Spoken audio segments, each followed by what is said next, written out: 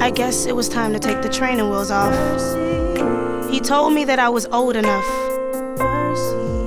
He told me that I needed to face my fears. That meant no tears, no struggling, no yelling, and most importantly, no tattletelling. No fighting for my rights or what was right. In a moment, my humanity had been exchanged for pleasure, and I became an object in his shopping spree. Through me, he told me that he was just window shopping. Just wanted to check the price tag and see what my store had in stock. Uneasy and unable to block and filled with fear, I just laid there, not knowing that he would shoplift my innocence and drift me into a sea of heart-wrenching tears, tears that became a puddle next to my blanket and pillow. He would periodically look at me in my face and smile. He would assure me that I was only crying because I didn't understand what he was doing. But I could always tell when his anger was brewing because he would tighten his grip on me and warn me not to tell. His once quiet voice would begin to swell into a hard tone, and when I would ask him to leave me alone, his eyes shifted from a calm ocean to a wild fire, and I didn't want to get burnt, so I heeded. I heeded to his command. I remember the first time. His hand would reach down my nightgown and awaken me from my slumber. His voice filled with so much hunger. As he whispered false truths that abolished my youth, trumped my childhood, he would frequently ask me if it felt good. Too weak to speak, I would close my eyes to avoid the sight of him touching me. But I could still feel, I could still hear, I could still smell. My sense of love had been governed by the fingers that explored my White House. And although I never elected him president over this nation, I couldn't find another reason why he chose me, practically still a baby, so love seemed so vague to me. But I did love being a child. But that time had passed all too quickly because I had a secret to keep. I had a secret to keep. I had a secret to keep about a man who would creep into my room every night while I was asleep. He was supposed to be protecting me, watching me while my parents worked. But he started watching me. He started watching me get dressed. And then he became impressed, intrigued, and then greed stepped into the room and closed the door behind him.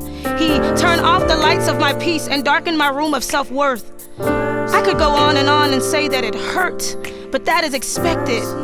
The devil's plan for me was to wallow in the pain and the shame that comes with the combo of the meal of molestation.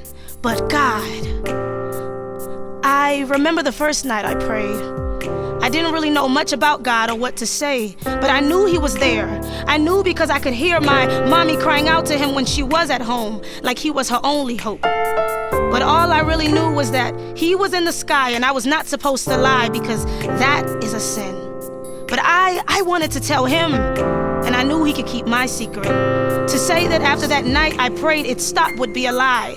I could tell you that God struck him down with lightning and he died, but then I would no longer be talking about mercy. It happened again and again from different men, and by now I had grown numb to the pain. I started to tell myself that I was to blame, because if it wasn't, how could it be? He even became a she, and God is a good judge, so he had to be punishing me. She said that we would just play fighting, but I noticed the feeling that I felt. It was all too familiar, and I didn't like this game. As I continued to be defiled, I began to scan over my life and stare at the image to gain comprehension, but I never did. God, I was just a kid. Why did this have to happen to me? These destructive acts had soiled me, planted seeds in my thoughts, watered by the treacherous words of those who bullied me, and given light to my own will to kill what was left of my soul. And I didn't run to God to make me whole. Instead, I dug a hole in my heart and shoved all of my past there, thinking that maybe I too would no longer care. So I adopted the child that was birthed from my past and gave it my last name, a past to claim my identity. I saw myself as the weak. I saw myself as the least, and I saw myself as the cheap. I battle with these thoughts daily. Who am I? Who am I supposed to be? How can someone like me have beauty, despising my own femininity? Why did you make me a woman? I'm supposed to be a man. All these questions, but no answers to help me understand. I was a slave to my own mind, whipped by the master of lies. And because I failed to realize who held the key to my shackles, I let everyone else take a strike at my back. And when the agony entered, I would say, I deserve that. I deserve to be molested. I deserve to be rejected. I deserve to be hurt. I deserve to be beat. I deserve for him to cheat. I deserve to be abused, and I deserve to be used. I deserve death. And so I tried to end my own life a few times, but every time I tried, it just did not work. And at my last attempt, I felt so much contempt that I screamed and I cried at God, why won't you let me die? And then I heard, you must forgive. The last thing I wanted to hear. I thought, how could you dare tell me to forgive those that treated me with such cruelty? Never. Then you will remain in bondage forever. You see, it's easy to live in the city of victim mentality. It's quiet there. You feel love there. No one really knows you there, and what they do know about you is so vague that you seem like a good person. But someone once said, good people don't go to heaven, forgiven people do. God said, you can't forgive someone else, but you want me to forgive you? It was in that moment I realized the mercy that I had received and how I had been deceived to believe that it was somehow owed to me. Yes, it was given for free, but as a gift and a peace offering. So you can't forgive them because they took advantage of you. But how many times have you taken advantage of my love and molested my truth? Abused my bruises that were made for you? Countless times you have forsaken me, kissed me with the kiss of death, cheated on me for love that will always be less.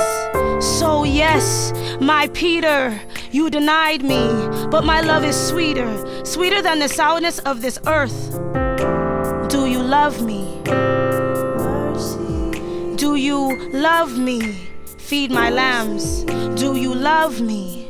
Do you love me? Take care of my sheep. What did this mean?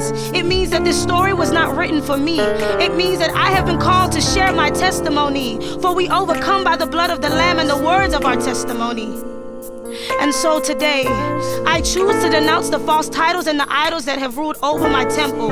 I wave the white flag in the battle between flesh and truth. I surrender to the God of mercy, and I forgive every single being that has hurt me.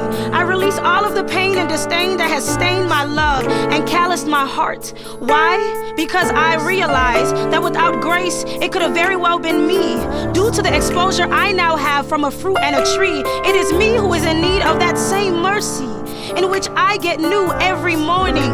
And so I'm no longer mourning the loss of a life, because that life has been restored by the blood of a son, which shines over my life brighter than the naked eye can see. And so now I can see that I get all of this. I get all of this. I get all of this, all because of his mercy.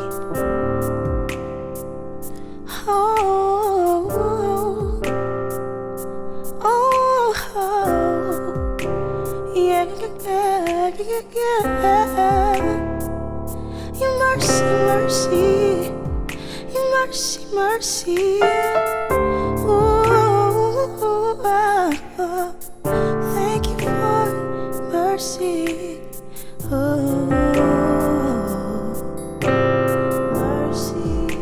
You didn't deserve it, mercy, but I didn't either. Mercy. You hurt me, mercy, but I hurt him too. Mercy. It was so hard to forgive you, mercy, but I'm so glad